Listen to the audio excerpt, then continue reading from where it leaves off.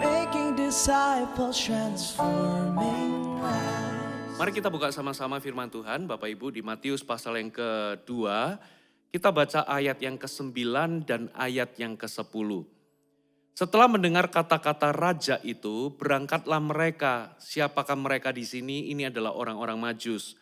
Dan lihatlah, bintang yang mereka lihat di timur itu mendahului mereka hingga tiba dan berhenti di atas tempat di mana anak itu berada. Ketika mereka melihat bintang itu, sangat bersukacitalah mereka. Saudara, perhatikan respon dari orang-orang Majus ini. Dikatakan ketika mereka melihat bintang itu, respon mereka adalah sangat bersukacita. Dalam terjemahan bahasa Inggris, tidak diterjemahkan hanya sekedar joy, tapi memakai kata overjoy. Apa maksudnya overjoy? Ini bukan kegembiraan atau sukacita yang sederhana atau biasa, tapi ini adalah sukacita yang melimpah-limpah. Ini adalah sukacita yang meluap-luap, saudara. Dikatakan overjoy. Saudara, bagaimana respon Anda ketika Anda melihat Yesus sebagaimana adanya Dia? Ketika kita melihat Tuhan sebagaimana Dia semestinya, saudara, gimana respon Anda? Lalu yang menjadi pertanyaan, kenapa orang-orang Majus ini ketika mereka melihat bintang yang akan menuju kepada anak ini, mereka begitu bersukacita. Dikatakan mereka itu ketika masuk dalam rumah dan menjumpai anak itu, saudara, dikatakan mereka itu sujud menyembah dan bahkan mengeluarkan harta bendanya, saudara, emas, kemenyan, dan mur dipersembahkan kepada Yesus. Bagaimana respon Anda ketika Anda melihat Yesus sebagaimana adanya Dia? Seharusnya bersukacita sama seperti orang-orang Majus itu bersukacita. Yang jadi pertanyaan, kenapa respon mereka itu begitu melimpah dengan sukacita, saudara? Karena mereka telah melihat terang yang besar. Katakan terang yang besar. Saudara, mari coba saya ingin Anda membuka Yohanes 1 ayat 1 sampai 5. Judulnya firman yang telah menjadi manusia. Dikatakan begini, pada mulanya adalah firman. Firman itu bersama-sama dengan Allah dan firman itu adalah Allah. Ia pada mulanya bersama-sama dengan Allah. Segala sesuatu dijadikan oleh Dia dan tanpa Dia tidak ada suatu pun yang telah jadi dari segala yang telah dijadikan. Di dalam Dia ada hidup, dan hidup itu adalah terang manusia. Dan terang itu bercahaya di dalam kegelapan, dan kegelapan itu tidak menguasainya. Perhatikan kata-kata ini, terang itu bercahaya dalam kegelapan, dan kegelapan tidak menguasainya. Saudara, Yesus adalah terang dunia. Dan ketika Dia datang, saudara, dikatakan terang itu akan bercahaya di dalam kegelapan dan kegelapan tidak dapat menguasainya.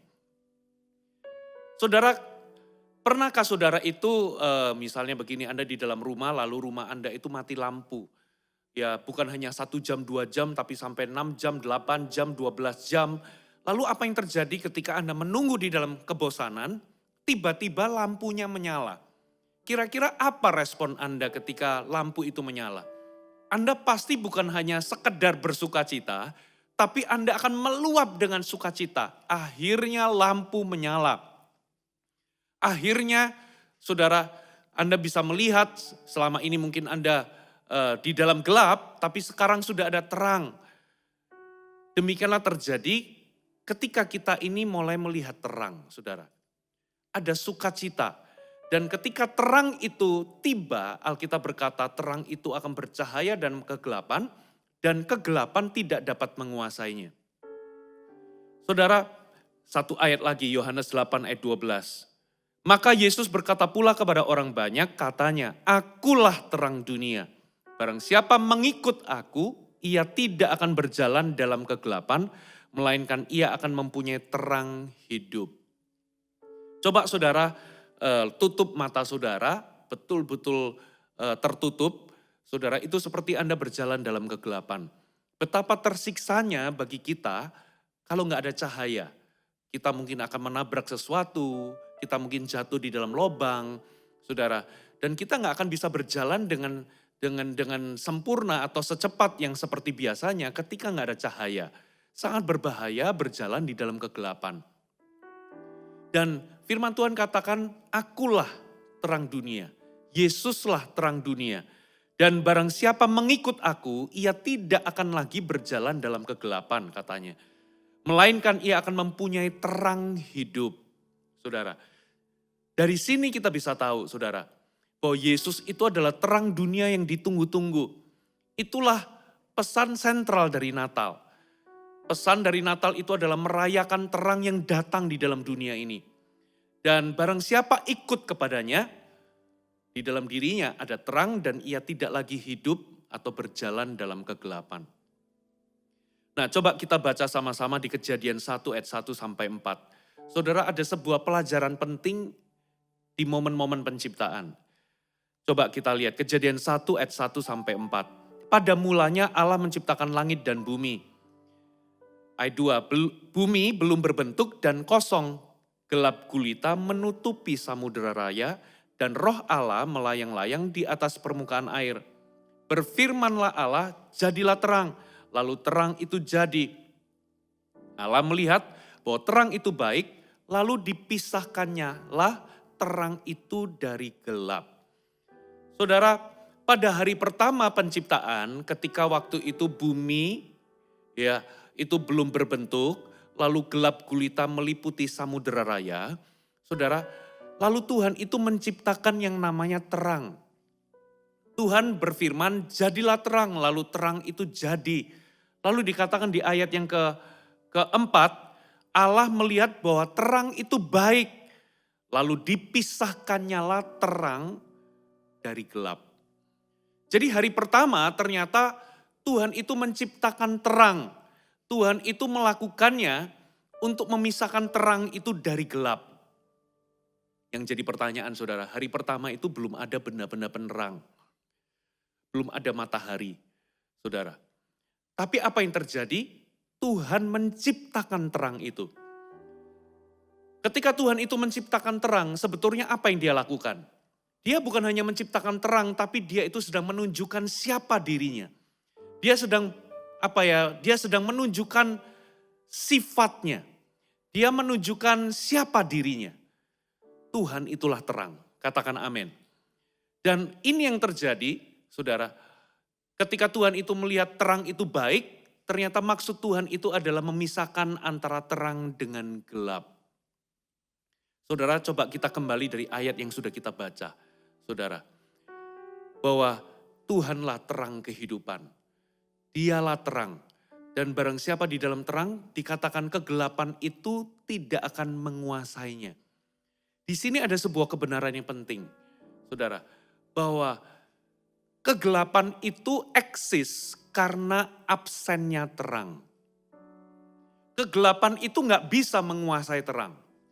Karena ketika terang itu muncul, maka kegelapan itu dengan otomatis akan sirna. Dengan kata lain, kegelapan itu memerintah, kegelapan itu menguasai karena ketidakhadiran dari terang, saudara. Atau tidak adanya terang, saudara. Nah, dari sini kita bisa tahu bahwa sifatnya Tuhan itu adalah terang. Ketika Tuhan menciptakan terang, Tuhan itu sedang menunjukkan siapa dirinya dan keberadaannya itulah terang, saudara. Halo, amin. Dan kenapa kita butuh terang? Kenapa Tuhan katakan terang itu baik? Kenapa Tuhan katakan cahaya itu baik? Karena yang pertama, terang atau cahaya itu mendatangkan kehidupan. Bumi ini kalau nggak ada cahaya matahari, nggak ada sesuatu pun yang bisa tumbuh. Yang kedua, terang itu juga menyehatkan. Terang itu membuat segala sesuatu menjadi sehat. Manusia itu butuh sinar matahari supaya tubuh kita ini sehat. Muncul vitamin D dan lain sebagainya. Dan juga terang itu membuat hidup itu lebih bersemarak. Bayangkan saudara, kalau dunia ini nggak ada matahari. Kalau dunia ini nggak ada terang, apa yang terjadi? Maka dunia ini akan kelam, suram gitu ya. Dan dipenuhi dengan kegelapan. Nggak akan ada semarak. Terang itu juga baik karena terang, saudara, itu menjamin atau mendatangkan atau memberikan rasa aman.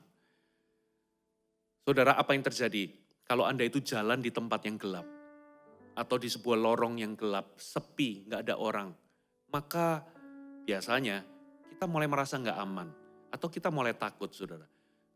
Keberadaan terang itu membuat rasa aman itu terjamin dan rasa takut itu lenyap. Saudara, apa yang terjadi kalau misalnya sebuah kapal itu melihat mercusuar? Saudara, rasa aman akan tiba karena mereka tahu bahwa mercusuar itu akan menunjukkan jalan. Makanya terang itu baik karena terang itu mendatangkan kehidupan, memberikan kesehatan, terang itu memberikan semarak dalam kehidupan kita, juga memberikan rasa aman atau menghapuskan ketakutan. Saudara, terang itu baik. Nah, masalahnya saudara, kegelapan itu menguasai karena tidak ada terang. Karena absennya terang, saudara. Dan coba kita lihat sama-sama, saudara.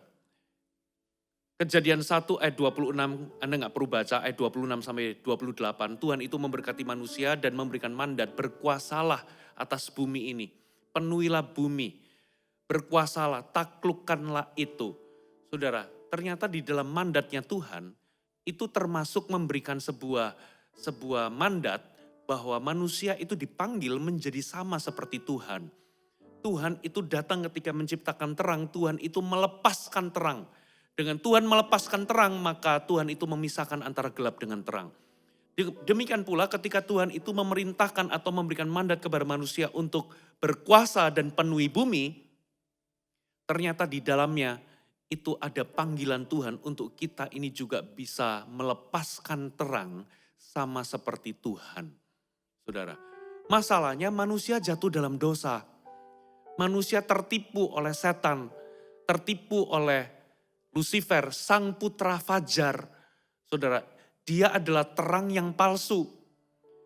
Ketika manusia memberontak, jatuh dalam dosa, kegelapan itu mulai menguasai hati manusia. Tapi ada kabar baik, saudara, dalam kitab Maleakhi 4 ada nubuatan bahwa sang surya kebenaran itu akan terbit, akan datang dengan kesembuhan pada sayapnya. Itu adalah nubuatan tentang Mesias, nubuatan tentang Yesus Kristus, sang surya kebenaran. Dan itu digenapi, Yesus turun ke muka bumi, dialah terang yang dimaksud, dialah terang dunia. Dan terang itu sudah datang di dunia ini. Jadi apa yang terjadi? Kembali kepada panggilan. Ketika Tuhan itu datang, Tuhan itu mewahyukan atau memulihkan panggilan manusia. Yaitu barang siapa yang percaya kepadanya, dia akan menjadi anak-anak terang. Coba kita baca ayatnya sama-sama. Saudara, kita baca di Yohanes 12 ayat 36 dikatakan begini, percayalah kepada terang itu, selama terang itu ada padamu, supaya kamu menjadi anak-anak terang. Saya ulangi, percayalah kepada terang itu selama terang itu ada padamu, supaya kamu menjadi anak-anak terang. Percayalah kepada terang itu selama terang itu ada padamu, supaya engkau pada gilirannya akan menjadi anak-anak terang. Jadi ketika manusia jatuh dalam dosa, kegelapan menguasai dan meliputi hati manusia. Dan setelah itu apa yang terjadi? Ada nubuatan tentang sang surya kebenaran, sang terang itu, terang dunia yang dinubuatkan itu akhirnya datang ke muka bumi. Dan Tuhan berkata, percayalah kepada terang itu, selama terang itu ada padamu, supaya engkau akan menjadi anak-anak terang. Jadi kedatangan Yesus ke muka bumi itu memulihkan panggilan manusia, yaitu untuk menjadi anak-anak terang. Panggilan manusia yang sejak awal Tuhan itu blueprintkan di dalam masa penciptaan, ketika Tuhan berkata, penuhilah bumi, berkuasalah. Ternyata Tuhan memanggil untuk mereka juga melepaskan terang sama seperti Tuhan sendiri.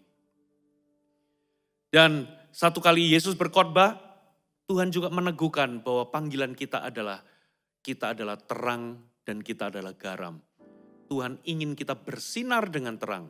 Saudara, kota saudara yang terang itu tidak akan pernah tersembunyi. Saudara, Tuhan ingin kita itu bersinar. Dan itulah panggilan kita. Kenapa Tuhan mau kita bersinar?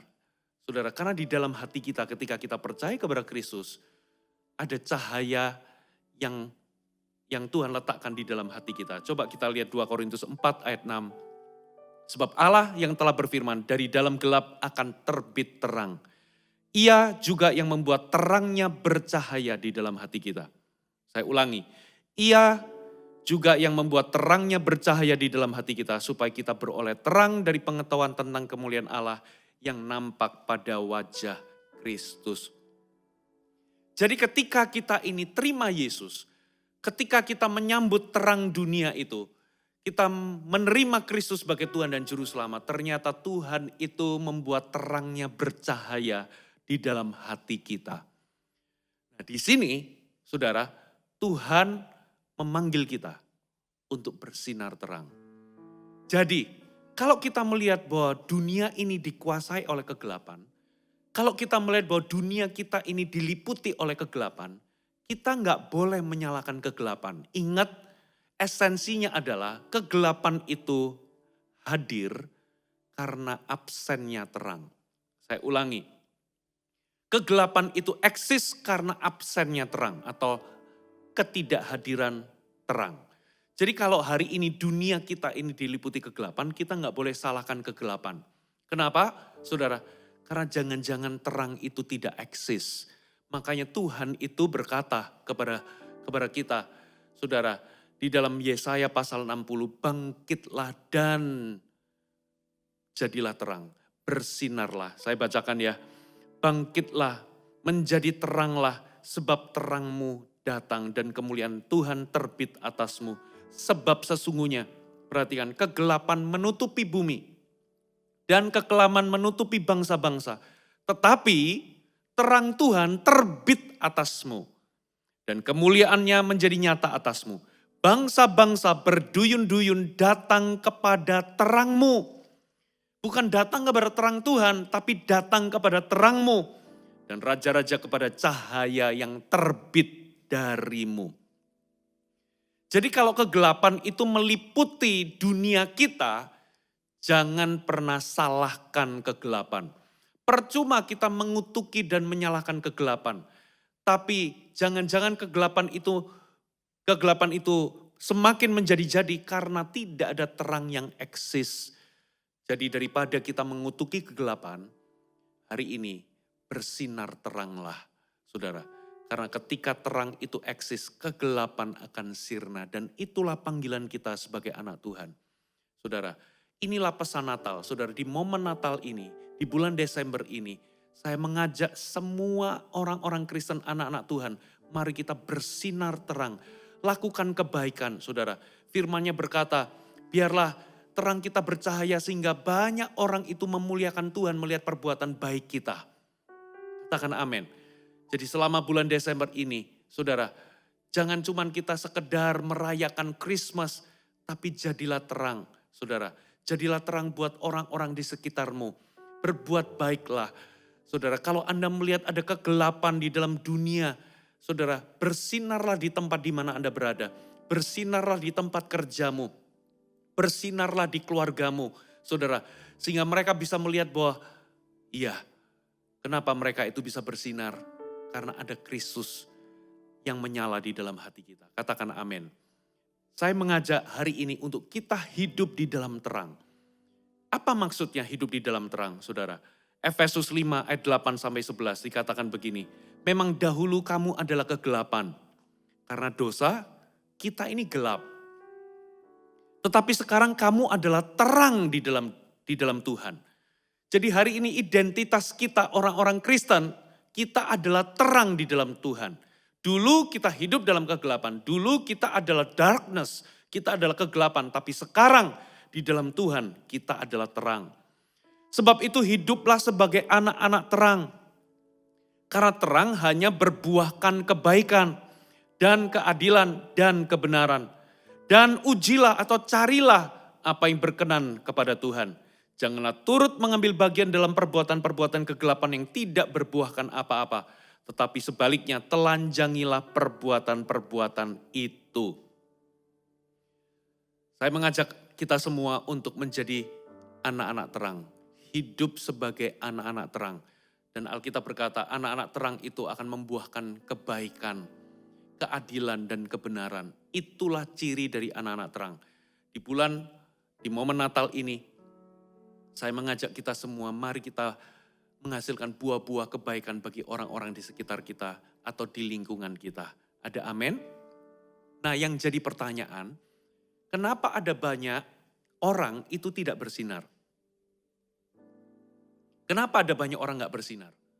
Saudara, ada dua alasan. Yang pertama, karena memang belum ada Kristus di dalam hatinya. Belum ada Tuhan di dalam hatinya. Saudara, sebelum kita ini menerima Kristus, kita ini hidup dalam kegelapan. Ada kegelapan dalam hati kita. Kita gak mungkin bisa bercahaya, kita gak mungkin bisa menghidupi kehidupan anak-anak terang, kalau Yesus itu belum ada dalam hati kita. Saudara, jadi make sure hari ini Anda betul-betul datang kepada Tuhan. Lalu bagaimana caranya? Aku ini bisa menerima terang sementara aku ini hidup dalam kegelapan, saudara. Saudara, Tuhan itu tidak jauh. Dia akan datang kepadamu dan menjangkau di titik kegelapan di mana Anda berada, karena dia itu dekat. Dia itu, Alkitab katakan dialah jalan, dialah kebenaran dan kehidupan. Dia adalah pribadi. Sekalipun Anda jauh daripada terang, saudara, sekalipun Anda itu berada dalam kegelapan dan jauh dari terang, saudara ingatlah, saudara, sejauh-jauhnya Anda dari terang, Yesus itu adalah seorang pribadi. Di tempat di mana Anda berada, kalau Anda berseru kepada Yesus, dengan berkata, Tuhan aku mau bertobat, ampuni dosaku. Hari ini aku buka hatiku, masuklah dalam hidupku, jadilah Tuhanku dan Juru Selamatku. Di tempat itu dia akan menerangi, dia akan bercahaya dalam hatimu. Anda akan diselamatkan, katakan amin. Dia datang menerangi hidup Anda. Terang itu datang dalam bentuk apa? Yang pertama dalam bentuk kasih. Seburuk apapun dosa yang Anda hidupi, seburuk apapun dosa yang Anda lakukan, kasih Tuhan lebih besar daripada kesalahanmu dan dosamu. Saudara, hari ini terimalah dia. Yang kedua, terang itu datang dalam bentuk kasih karunia. Saudara, hari ini Anda bisa diampuni bukan karena kebaikanmu, tapi semata-mata karena kasih karunia yang dia sudah lakukan di atas kayu salib. Dia mati bagi kita, berkorban bagi kita, menggantikan hukuman yang seharusnya kita tanggung. Lalu dia mati, lalu dia bangkit, lalu dia tawarkan barang siapa yang percaya kepadanya, dia akan beroleh pengampunan dosa. Pengampunan dosa itulah kasih karunia yang dia tawarkan kepada kita. Lalu yang ketiga, dia memberikan pembebasan. Siapapun Anda, sekalipun Anda diikat di dalam rantai, oleh rantai kegelapan, tapi dia berikan kebebasan bagimu kalau engkau percaya kepadanya. Tidak ada rantai, tidak ada kekuatan kegelapan yang sanggup mencengkram Anda terus-menerus. Dia memberikan kebebasan bagimu, dia memberikan kelepasan bagimu. Saudara, itu hal pertama. Kalau Anda, saudara, hari ini bersedia untuk membuka hati kepada Yesus, saudara, terang itu akan datang dan bercahaya di hatimu. Lalu alasan kedua, kenapa ada banyak orang Kristen, ada banyak orang tidak bercahaya. Yang kedua adalah karena dia menolak dari terang itu. Ada orang-orang Kristen yang sampai hari ini, saudara, masih menyukai kegelapan. Dia sudah diselamatkan, tapi hidupnya masih suka sama kegelapan. Saudara, Yohanes pasal 3 mengatakan karena begitu besar kasih Allah akan dunia ini sehingga ia rela mengaruniakan satu-satunya anak yang tunggal supaya barang siapa yang percaya kepadanya mereka beroleh selamat, mereka beroleh hidup yang kekal. Lalu ayat berikutnya dikatakan seperti ini, saya bacakan ya. Ayat 18-21 dikatakan, barang siapa percaya kepadanya ia tidak akan dihukum, barang siapa tidak percaya ia telah berada di bawah hukuman. Sebab ia tidak percaya dalam nama anak tunggal Allah. Dan inilah hukuman itu. Terang telah datang ke dalam dunia, tetapi manusia lebih menyukai kegelapan daripada terang. Sebab perbuatan-perbuatan mereka jahat. Sebab barang siapa berbuat jahat membenci terang dan tidak datang kepada terang itu supaya perbuatan-perbuatan yang jahat itu tidak nampak. Tetapi barang siapa melakukan yang benar, ia datang kepada terang, supaya menjadi nyata bahwa perbuatan-perbuatannya dilakukan dalam Allah. Alasan kedua kenapa banyak anak-anak Tuhan yang sebetulnya sudah diselamatkan, sudah menerima anugerah keselamatan, Yesus sudah ada dalam hatinya, tetapi kenapa dia tidak bersinar terang? Sederhana, saudara, Alkitab katakan terang itu sudah datang, tapi orang masih menyukai kegelapan. Ternyata alasan kenapa banyak orang Kristen tidak bersinar itu adalah karena ia tidak bersedia bertobat. Ia tidak mau meninggalkan perbuatan-perbuatan kegelapan. Ia masih menyukai kegelapan. Terang itu sudah datang sebetulnya. Saudara, tapi ia menyukai kegelapan. Di titik ini saya mau katakan saudara, Tuhan itu tidak pernah ingin menghukum Anda. Saudara, Tuhan itu sebaliknya justru ia datang supaya barang siapa yang percaya kepadanya tidak mendapatkan hukuman atau diselamatkan. Tidak beroleh hukuman. Tapi kenapa pada akhirnya di ujungnya banyak orang itu masuk dalam penghukuman Tuhan. Bukan karena Tuhan itu ingin menghukum, tapi orang itu sendiri yang memberi diri untuk dihukum. Masuk dalam penghukuman Allah. Alkitab katakan inilah hukuman itu. Sekalipun terang itu datang, tapi orang masih menyukai kegelapan. Dan orang-orang seperti ini secara sengaja masuk dalam penghukuman Tuhan. Bukan karena Tuhan ingin menghukum, tapi dirinya sendiri memberi diri untuk dihukum.